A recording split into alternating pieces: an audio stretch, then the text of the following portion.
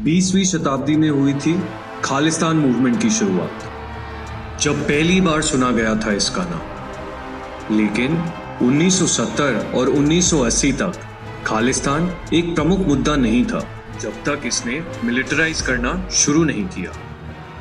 खालिस्तान की शुरुआत के पीछे दो तरह से काम होने की जानकारी मिलती है, जो इंडिया में हो रही कई तरीके की एक्टिविटीज को बताता है, और दूसरा जिसमें कि देश के बाहर रहने वाले सिख प्रवासियों की बड़ी भूमिका है। भले ही दोनों जगह मांग खालिस्तान की ही थी, लेकिन खालिस्तान का रूप कैसा होगा इसे लेकर दोनों तरफ हो रहे काम में साफ अंतर था, और इसी मूवमेंट के जरिए खालिस्तान की मांग भी की गई। लेकिन इस मांग को भारत सरकार ने शुरू में ही अस्वीकार कर दिया था। 1966 में इंदिरा गांधी के प्रधानमंत्री रहते हुए पंजाब के विभाजन की मांग को माना गया। 7 सितंबर 1966 को पंजाब रीऑर्गेनाइजेशन एक्ट संसद में पारित किया गया। 1 नवंबर 1966 को इस एक्ट को लागू किया गया था।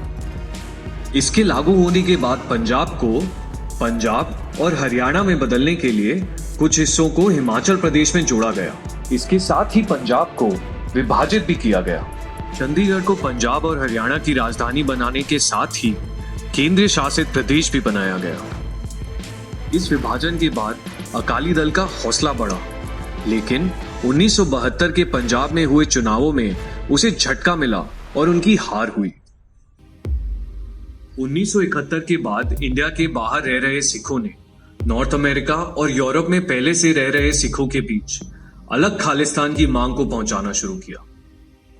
1970 में सिख नेता जगजीत सिंह चौहान ने लंदन में प्रेस कॉन्फ्रेंस करके खालिस्तान आंदोलन की घोषणा की थी।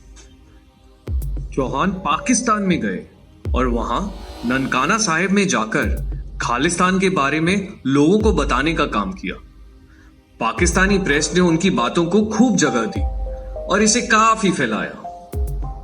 उनकी बातों को मिली प्रेस कवरेज ने पहली बार खालिस्तान की मांग को बड़े तरीके से भारत और पूरी दुनिया के सामने रखा। खालिस्तान का विज्ञापन करके उन्होंने लाखों डॉलर सिखों से जमा किए। 12 अप्रैल 1980 को उन्होंने आनंदपुर साहिब में खालिस्तान राष्ट्र परिषद के गठन की घोषणा की। खुद को उन्होंने परिषद का अध्यक्ष और बलबीर सिंह संधू को अपना महासचिव बनाया। चौहान ने खुद को खालिस्तान गणराज्य का अध्यक्ष घोषित किया, बकायदा उसे एक कैबिनेट का नाम दिया और प्रतीक के तौर पे खालिस्तान का पासपोर्ट, डाक टिकट और खालिस्तान के डॉलर भी जारी किए।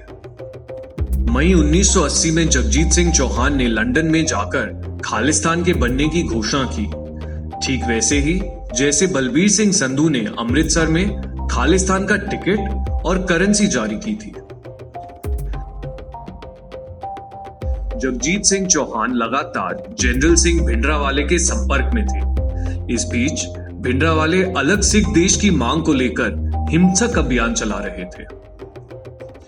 1970 के अंत और 1980 की शुरुआत में अलगाववादी आंदोलन का एक अलग रूप शुरू हुआ, जिसमें ये ग्रुप अपनी सेना बनाने लगे थे, और इन सभी आंदोलन में जनरल सिंह भिंडरावाले बढ़ चढ़कर शामिल थे। भिंडरावाले शुरुआत में लोगों के बीच बहुत प्रभावी नहीं थे, लेकिन कांग्रेस की गतिविधियों के कारण 1980 के दशक की शुरुआत में उनकी प्रसिद्धि बढ़ती गई और लोगों के बीच वो और भी लोकप्रिय होने लगे। लेकिन कांग्रेस का भिंडरावाला को लेकर बना अनुमान गलत साबित हुआ।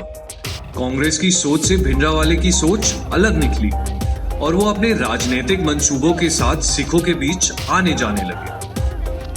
1981 में भारत में जनगणना की जा रही थी और इस जनगणना में लोगों से उनकी मातृभाषा भी पूछी जा रही। लाला जगत नारायण ने पंजाब में रहने वाले हिंदुओं से कहा कि वो अपनी मातृभाषा के तौर पे हिंदी लिखें, ना कि पंजाबी।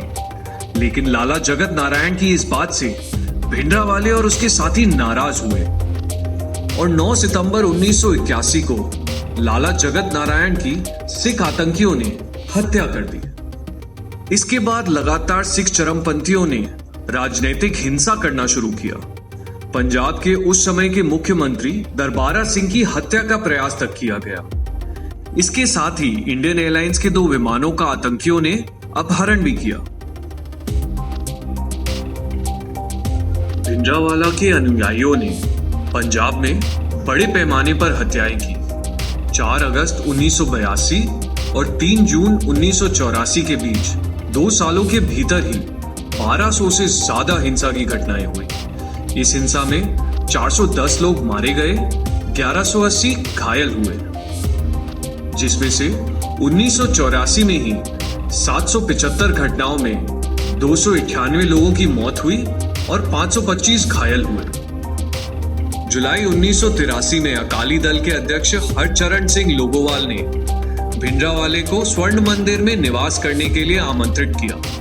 भिंडरावाले ने वहां आकर पवित्र गुरुद्वारे को खालिस्तान के लिए सशस्त्र विद्रोह का शस्त्रागार और मुख्यालय में बदल दिया। पंजाब में आतंकवाद इस कदर बढ़ गया था कि 25 अप्रैल 1983 में दरबार सिंह के गेट पर डीआईजी अवतार सिंह अटवाल की हत्या कर दी गई। इन आतंकियों का खौफ इस कदर था कि 2 घंटे तक एक पुलिस अफसर की लाश पड़ी रही और कोई भी पुलिस वाला भिंडरावाले की इजाजत के बिना शव ले जाने को तैयार नहीं था। इस घटना ने उस दौर में भिंडरावाले के आतंक और उसके डर को साफ किया। अब ये बात साफ हो चली थी कि बमबारी और हत्याओं को करने के बाद आतंकवादी कुछ गुरुद्वारों में छिप रहे थे। 1983 में एक बस में सफर कर रहे 6 हिंदू यात्रियों की हत्या के बाद पंजाब में आपातकालीन नियम लागू किए गए। आतंक के खात्मे के लिए लाए गए ये नियम 1 दशक से अधिक समय तक जारी रहे। इसके बाद पीएम इंदिरा गांधी ने सेना को ऑपरेशन ब्लू स्टार शुरू करने के आदेश दिए। भिंडरावाले और उनके साथियों के साथ बातचीत की कोशिश भी हुई, जो कि असफल रही। भारतीय सेना के लेफ्टिनेंट जनरल कुलदीप सिंह बराड़ के नेतृत्व में सेना की यूनिट ने 3 जून 1984 को स्वर्ण मंदिर को चारों ओर से घेर लिया। भारतीय सेना, सीआरपीएफ, सीमा सुरक्षा बल और पंजाब पुलिस ये सभी इस बड़े ऑपरेशन में शामिल थी, जिसका मकसद था पंजाब से आतंक का खात्मा। टैंक और भारी तोपखाने के जवाब में आतंकियों ने अकाल तख्त से एंटी टैंक गन और मशीन गन से फायरिंग की।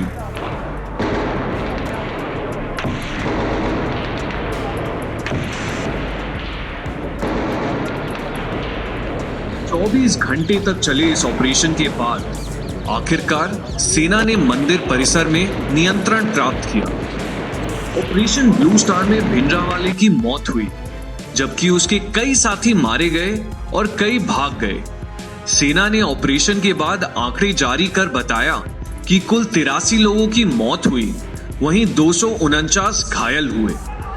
इंदिरा गांधी के विरोधियों ने इस ऑपरेशन में सेना के इस्तेमाल की आलोचना की। 31 अक्टूबर 1984 को ऑपरेशन ब्लू स्टार का बदला लेते हुए पीएम इंदिरा गांधी की उनके 2 सिक्योरिटी गार्ड सतवंत सिंह और बेअंत ने दिल्ली में उनके घर पर ही उनकी हत्या कर दी। इस हत्या के बाद पूरे देश में, खासतौर पर उत्तर भारत में सिखों के खिलाफ हिंसा भड़क उठी।